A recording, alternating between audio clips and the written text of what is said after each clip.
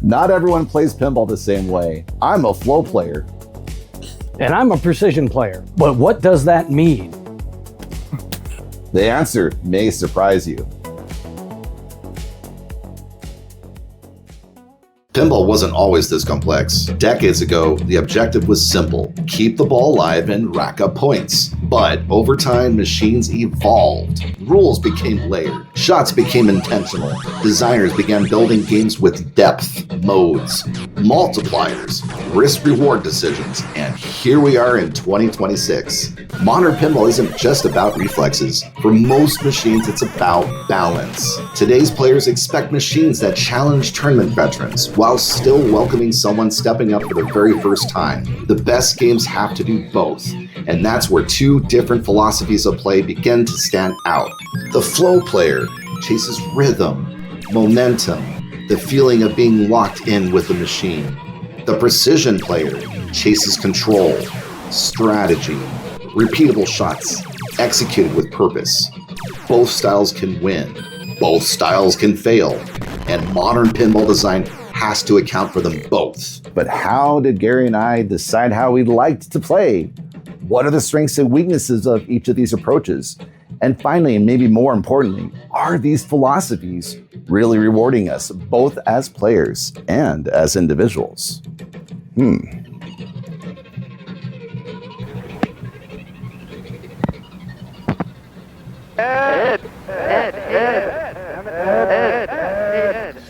I mean, if you think about it, the whole game is centered around doing the thing as quickly as possible, or at least the whole game is trying to tell you that. You know, it's interesting. I had kind of a weird slow burn when it comes to moving from one game to the next and then eventually getting to pinball. Like, I was into a lot of arcade classics like usual. Then I got into the rhythm and dance games for a while and was really into Beat Mania. Got really obsessed with Beat Mania because you watch the notes and you have to make sure you time it just right. Pinball's a lot like that. I constantly love to move the ball. I want to go, go, go, go, go. Punch, punch, hit buttons, go. I am obsessed over making sure that I constantly touch the ball at any given moment, because it's fun to make the ball constantly move. I want juggling multi-balls too. That's another passion of mine, is being able to somehow find a way to control chaos. Whether it's 3, 4, or 5 balls, or 2. 2 is also fun as well. But the more the merrier, as they say. When it comes to anything developed around a game of skill, it's all down to timing, and it's all down to how quick can you be with your reaction speed to do the thing that you're supposed to do. You've got all the flashy lights, you've got all the excitement, you've got everything that's all wrapped up to this one moment, and you're doing this moment over and over and over again. Do you think game developers have been kind to my style? I see them trying, especially with Stern's latest release, Pokemon. That game, which is very reminiscent of Junkyard, also have the code set to be complicated enough and complex enough to make you want to go back and play more. They're aware that there's a lot of players out there, whether they're more seasoned players or ones that are just playing it for casual's sake. The demand is definitely there. I would say it would be foolish for game manufacturers to completely ignore flow layout, a flow game, a flow situation, anything like that. Hello? Gary? Gary? Yeah. Gary! Gary! I would probably call myself more of a precision player. When I'm playing, I kind of like to stop, plan my shots, use dead flips and stuff like that to actually get the ball where I want to. I don't just kind of keep slinging it and play. Well, I was trying to cradle it and it kept going, and it was going to go over, so I had to flick it. And, oops. Second one. Oh, okay. You still have that. And that's it, ladies and gentlemen. 1 billion! So I kind of prefer to stop it and think about where I need to go, paying attention to what's going on in the game. Check that out. What? How the It's going to be really dependent on the game. A lot of games are just flow games where you just keep the ball moving, hit orbits and combinations and stuff like that. There's a lot of games coming out now that are more precise games where rules are very detailed, very deep, and they want you to do very specific things. So if you're doing a flow type play, sometimes you're not very efficient at getting your shot. Nobody touched nothing. I hate that so hard. You know, I like to get the ball to the flipper. It needs to be to hit that shot combination or whatever is going on in the game. So it really, really depends on a game, whether it's an advantage or a disadvantage. For a while, like we started collecting back in 2014, and we started collecting like the classic 90s pens, mostly stuff from nostalgia purposes, or, you know, games that we felt that were fairly challenging and we wanted to play more and more because we liked pinball, you know, from that era and so forth. And then we started getting into modern machines like TNA and Rick and Morty, and then we got Rush, and then all of a sudden we got a bunch of Sterns. So good examples of games that play towards my play style. Latest one out there is probably Winchester Mystery House, because it's got a lot of really strange shots. You've got to know where you are, what you're doing, and how to get there. Yeah, so it's a world building novel, so it includes a lot of different aspects that you would expect in human society. So we're talking scientific discovery, politics, a little bit of religion. I had all the balls Yeah, I caught just up saw there. that, dude. Nicely done.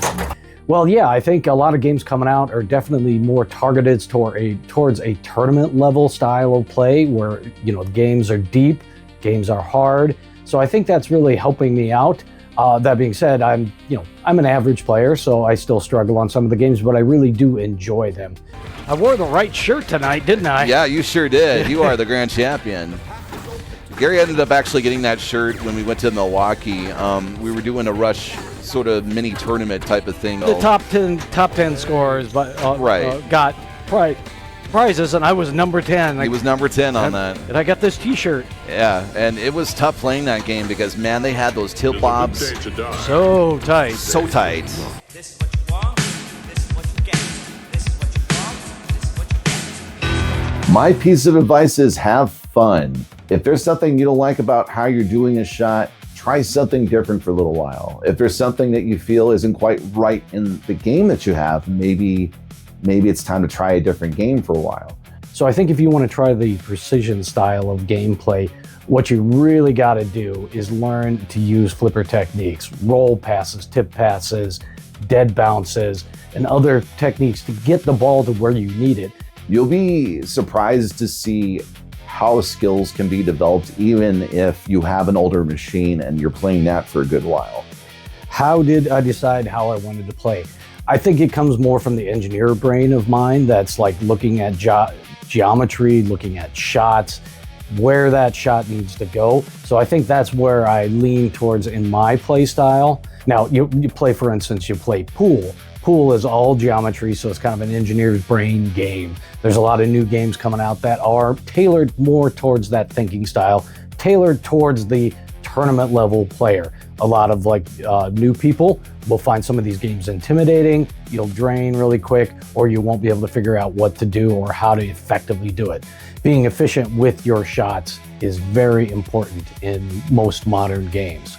I guess my style in particular, and a lot of the games that I grew up playing, whether it's video game related or not, all had the same idea of wanting to keep that ball going, wanting to try to hit the shots that are tricky. And flipper technique is going to be very integral to that. So if the ball's coming down to a flipper, but that's not the flipper you need, instead of swatting at it, you got to use like a dead bounce or trap the ball, post pass it, do some other techniques. That's probably the biggest thing, is to learn all of those advanced flipper skills if you're going to be playing a game that is more tailored towards a precision style player. Just go out there, have as much fun as you possibly can, play as many games as you possibly can, especially in the homebrew community. The possibilities are endless, and that's what's most exciting about whatever style you want to play. It's going to be a lot of fun. If you like what you see, make sure to subscribe, make sure to hit like, and watch our live streams on Sunday and Wednesday here on this channel or on Twitch at Wild Dog Arcade. Hope you enjoyed it. See you next time. Like. I have deodorant in my hand right now, Ed. I have a phone in my hand. Yeah, me too. As do I, Ed. My left hat in the other hand. Ed. Ed. Ed. Ed. Ed. Ed. Ed. Ed. Hi, Ed.